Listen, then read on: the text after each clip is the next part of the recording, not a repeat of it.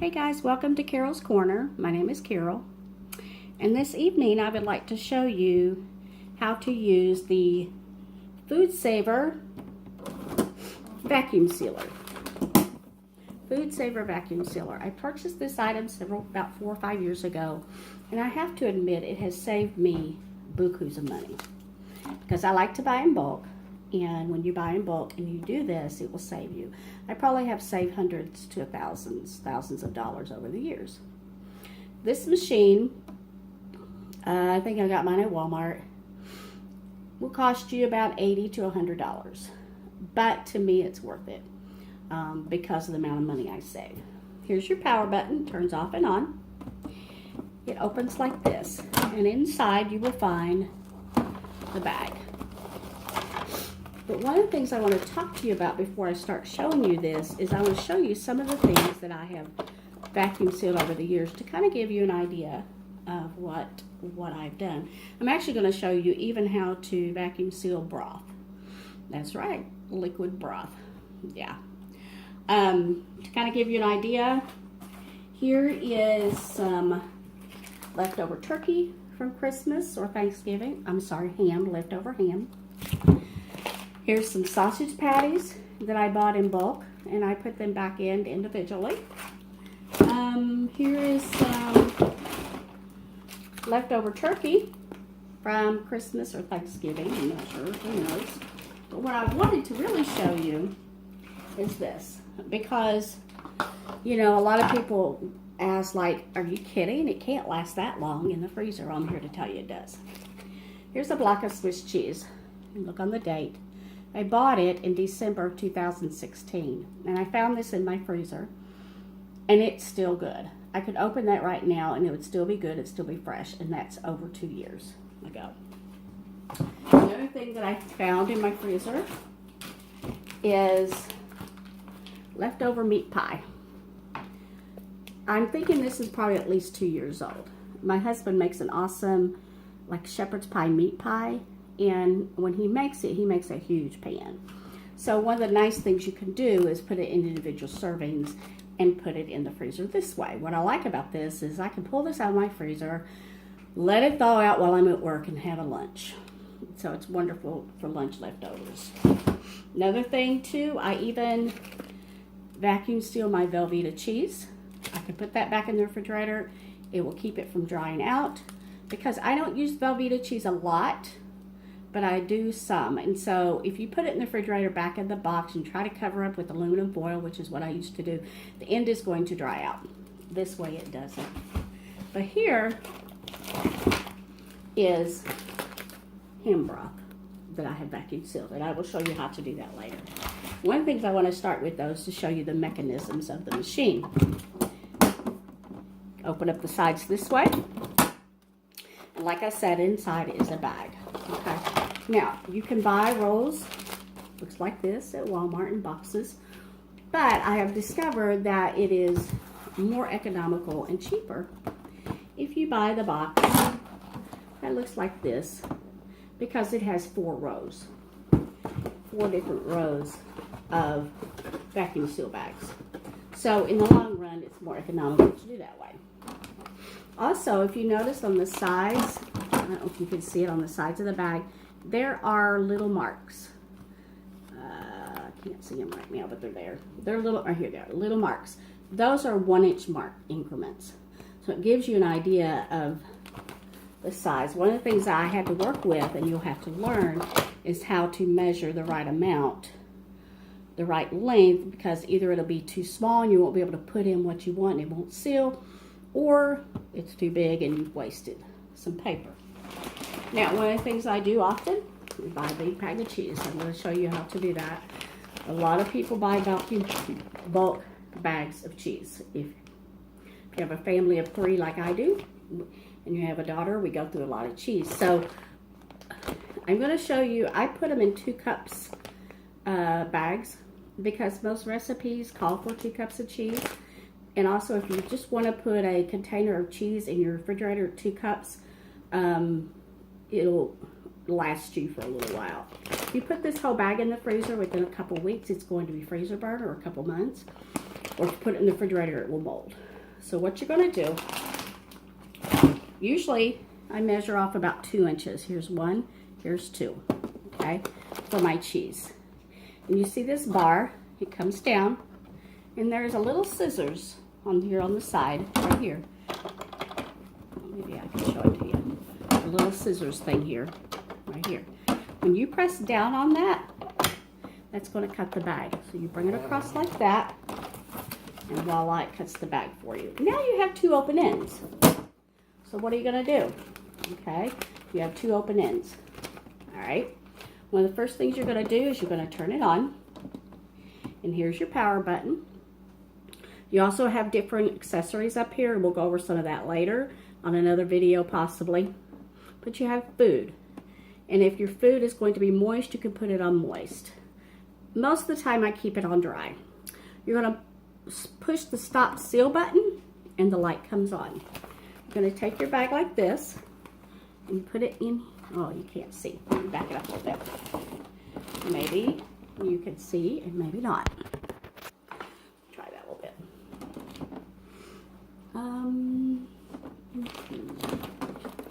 Yeah, I need it up, so let's try this.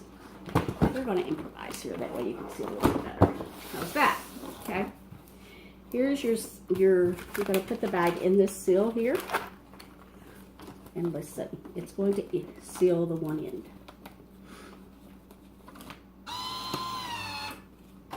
And when this light comes off, that means it is sealed. Okay? So it takes maybe a few seconds to do that. And then the one end is sealed. And there you go, the light has gone off. Now you see this is sealed together. Now you're going to take your cheese. Like I said, I usually put 2 cups in. I'll just do 1 tonight for the video's sake. I don't think you want to see me doing 10 or 12 of these, right? You're going to take your 2 cups of cheese and put it in the bag. There's 1. And 2. Put this off to the side, out of the way a little bit. And here is the way it looks, okay? Now, you're going to take this and put it in this to seal it. Now, one of the things is, if you look at the bag, you probably can't see right now, but on the one end, one side of the bag, it's kind of rough feeling. The other side of the bag is real smooth. What you want to do when you go to seal it, you want to put the rough end down. You're going to hold it tight like this, out like this, and you're going to put it in like this. And watch how it, when it catches correctly, you will hear it. And as you can see, it is starting to blow. And that will take several seconds. Once that comes out, I'm done.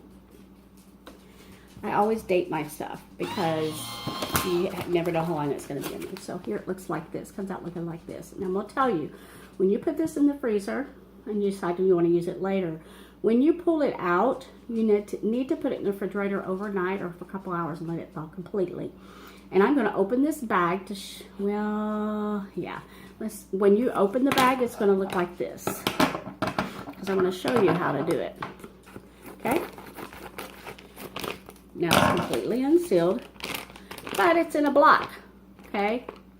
You can see what you can do is take it and crumble it. It will be more so in a block after it's been in the freezer, and it comes out in a clump.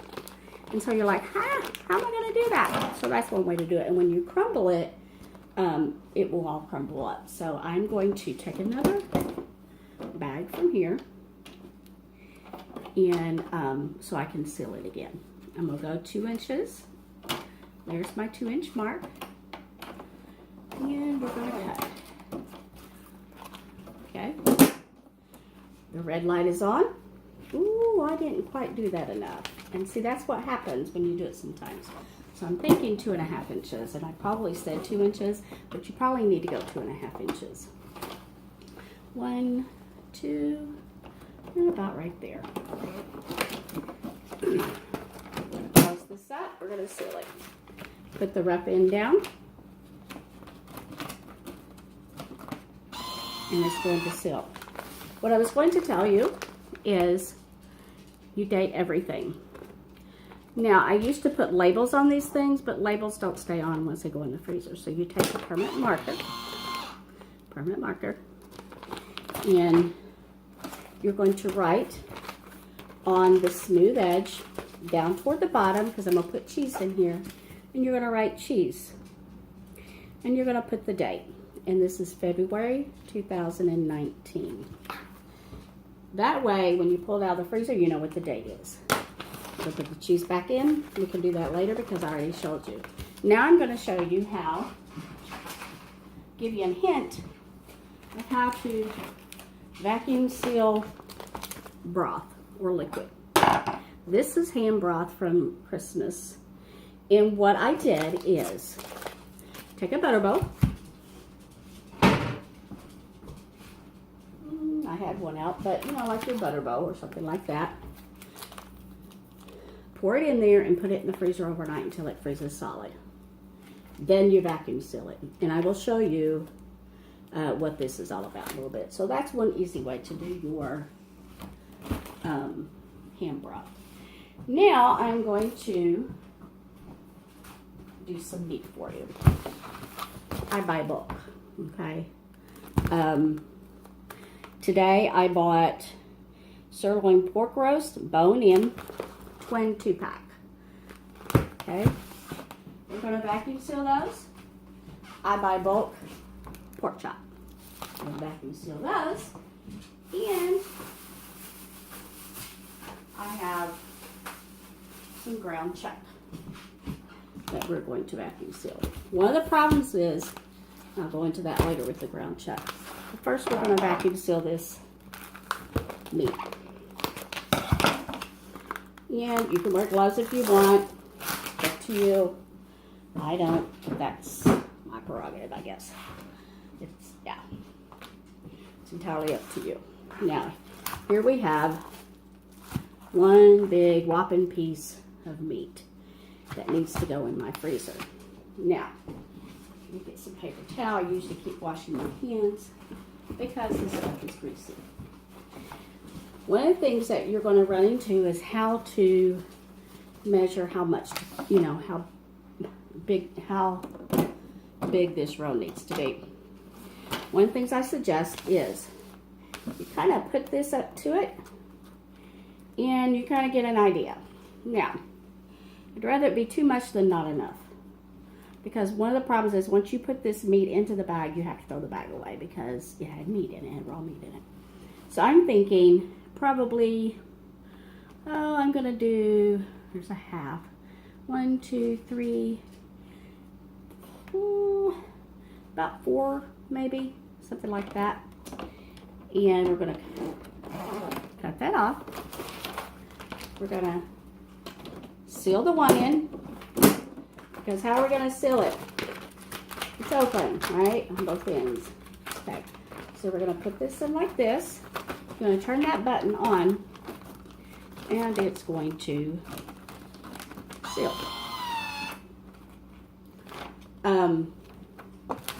And like I said, it takes a couple seconds. While we're waiting on that, over here are two different things. Because the food is moist, this is moist, I'm going to put it on moist. One of the problems, if you put too much liquid in there, it's not going to seal. The water's going to come up and it's not going to seal. So let's see how accurate I was on this baby. I'm concerned, maybe. Yeah, I think it will. So this is going to go in. Yep, perfect size. Now, like I said before, when you go to seal it, you want the rough edge down, okay? And I put it on moisture. One of the things you can do, which I'm going to show you this time, is help with the moisture. You're going to take a Bounty paper towel. Now, I've tried off brands. They don't work as well. You're going to take a Bounty paper towel. You're going to fold it in half. And you're going to lay it inside on top of the meat. What that does is that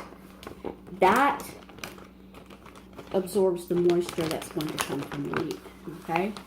Then we're going to put it in here, and we are going to seal it. Let's see if I can do this, because it's sitting on top of the box.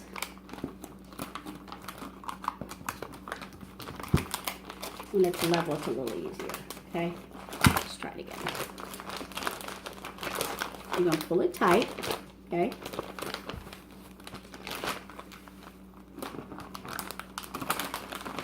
And you're going to stick it in and wait till it catches, which is exactly what it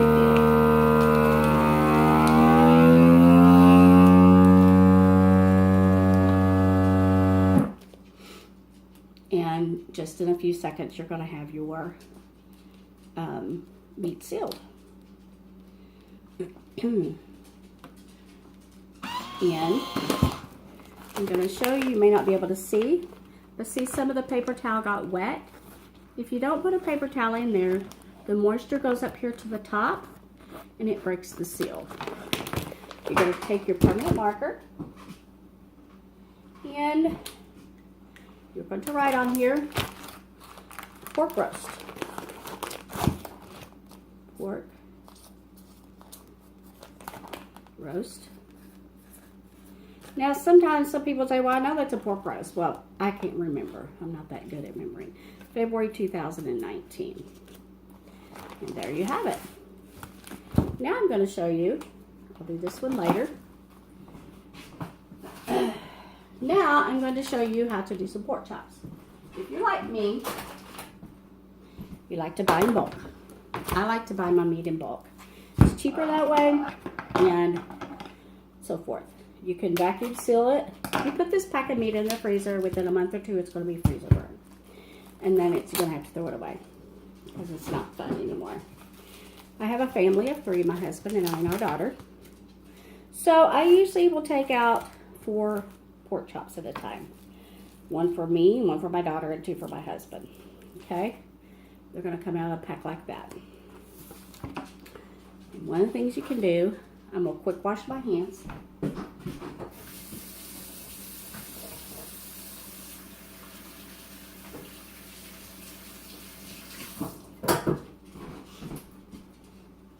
There we go. Because you can repackage meat. That's why you buy bulk. Now, once again, we're going to figure how wide do I need to make this? Or how long, or how wide. I'm going to lift this thing up again. And it's going to come out. Now, one of the things that I've learned, now if this was laying flat, you could do it. But if you hold it like this and make sure there's enough room for depth, you can pretty well estimate how wide you need to make it. You're going to cut it.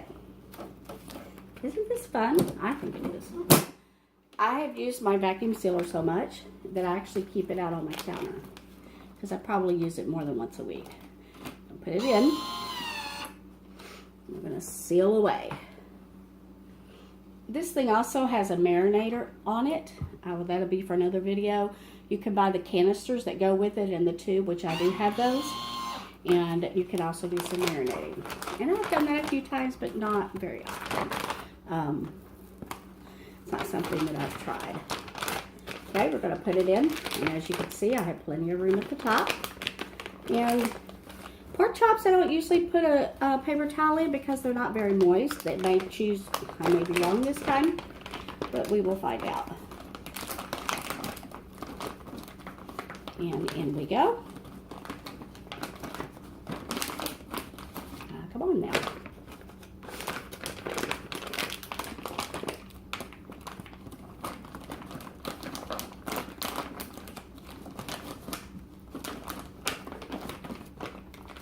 Okay. Sometimes it's not easy to get in, as you can see. Work with it until you do, and then you will be fine. Here we go.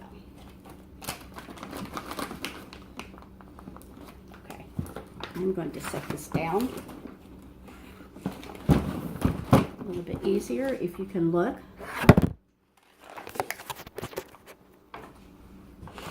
little bit easier to do if I put it down on my level.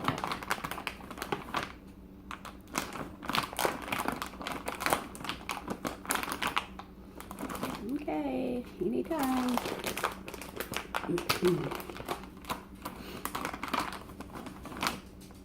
There we go.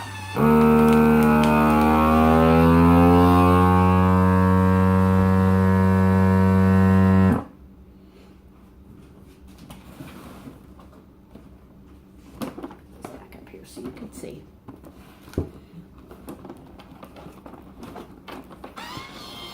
There we go. Now we have the pork chops, and they're ready to go, and you can write on that as well. And like I said, pork chops don't have as much moisture as some things. One of the things I have learned, any beef product has moisture, it has blood, right? We have a pack of hamburger here. I bought a 3-pound pack, and they're in 1.5 pound packets things, okay? So what I'm gonna do is show you how you can prevent the moisture, the blood from running. Same way with the paper towels. You can open your thing up. Don't fall on me. I'm gonna open this up. And I'm thinking you hold it up like this for 1 pack, because there's 2. I'd say it'd be about like that, okay? So that kind of gives you an idea of how to measure and so forth.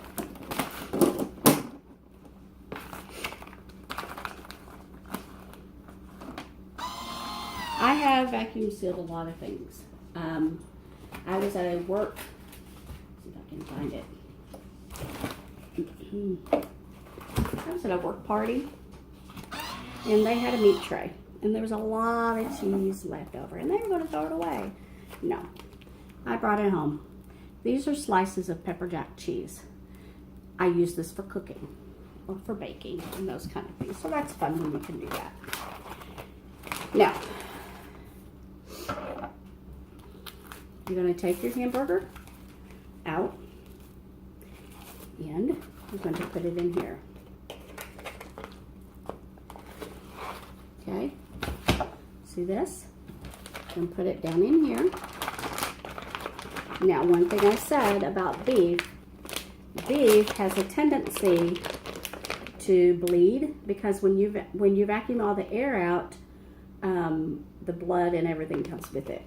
So any beef products like a beef roast, hamburger, anything like that, like I said, you take your Bounty paper towel. I've used 2 of these for this time.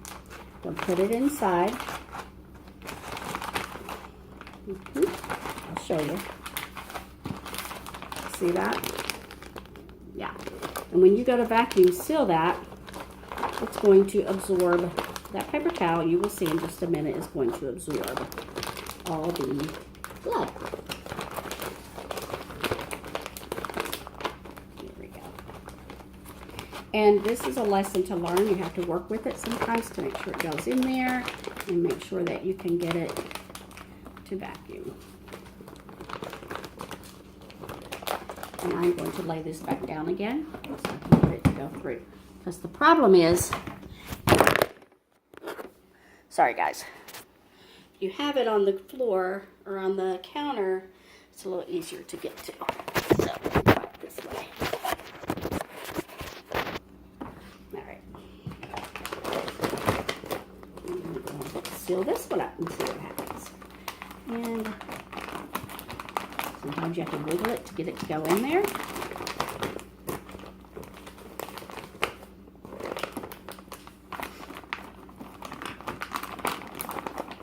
And there we go. In a little bit I will show you how the blood comes up through and absorbs on the paper towel, and it doesn't go into your machine, because the moisture will cause the bag not to seal.